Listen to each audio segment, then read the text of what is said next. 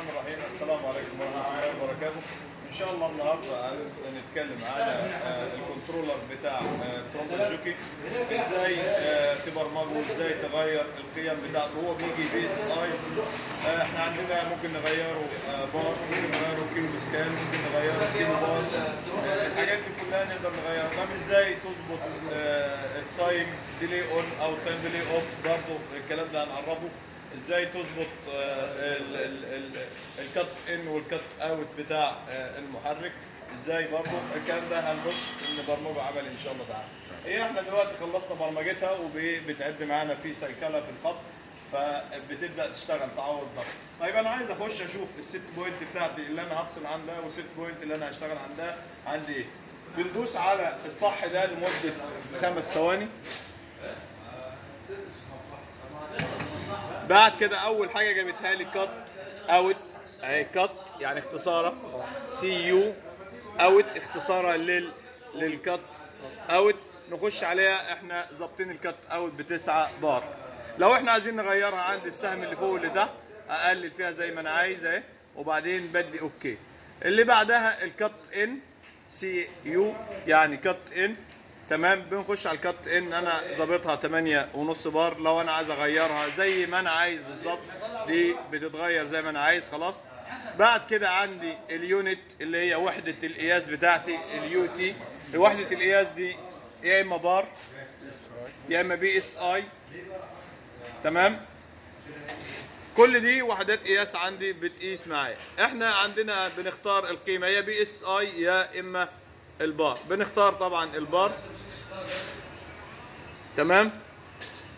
بعد كده التايم اوف، لو انا عايز اعمل لها تايم ديلي اوف، طبعا احنا في الجوكي بنقول ان هي اقل تصريف واكبر ضغط، فاحنا بنخلي ده صفر، ما بنعملهاش تايم لانه هي اقل تصريف واعلى ضغط. فاحنا لو ظبطناها على كات اوت هتعد في الثواني دي، فبتضغط معايا ممكن توصلني ل 14 بار 16 بار، فبنخليها صفر. بعد كده اللي بعدها التايم اون، لو انا عايزها ما تشتغلش على طول، يعني عايزه اول ما الضغط ينزل تقعد ثانيتين 3، برضو انا عاملها بصفر عشان تشتغل على طول، ما عشان الترومبات الثانيه ما تشتغلش معاها الكهرباء او الديزل. فاحنا عامل لها التايم ديلي، وفي ناس بتحب تعمل التايم ليها تايم علشان السايكل. خلاص بعد ما بنخلص برمجه بنفضل زي ما ضغطنا في الاول مده ال5 ثواني. لا احنا عند الترومبا يعني بعد ما عم بنروح هنا يعني عند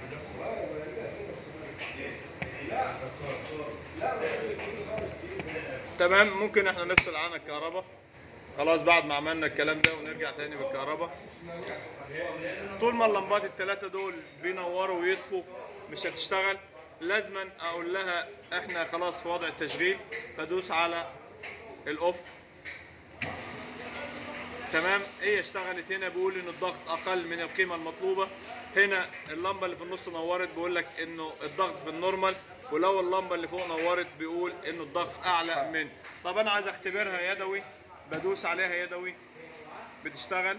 هنا نورت الهاند اهي، تمام. هنا الاوتو، مجرد ما هي على الوضع ده كده بتشتغل اوتوماتيك. انا بريح الضغط اهو كده اشتغلت لوحديها اهي. انا لو بريح الضغط عايز اختبرها، بريح الضغط من هنا اهو. خليك على العداد، خليك فوق على العداد. انا قفلت، جايبه 10.6 بار. طبعا هي علشان المكان قريب في الضغط.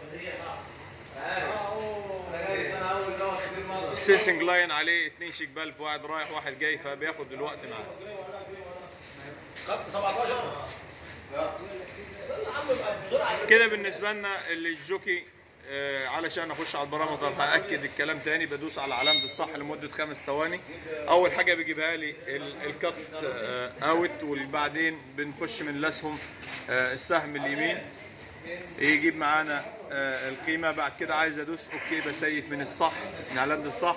بعد ما بخلص برمجه بفصل عنها الكهرباء وبرجع ادوس على علامه الباور، فبتبدا تشتغل اوتوماتيك. عايز اشتغل يدوي زي ما احنا قلنا، بندوس على الاخضر وبنوقف من الاحمر. كده بالنسبه لي الجوكي الحمد لله فيها الشرح وافي.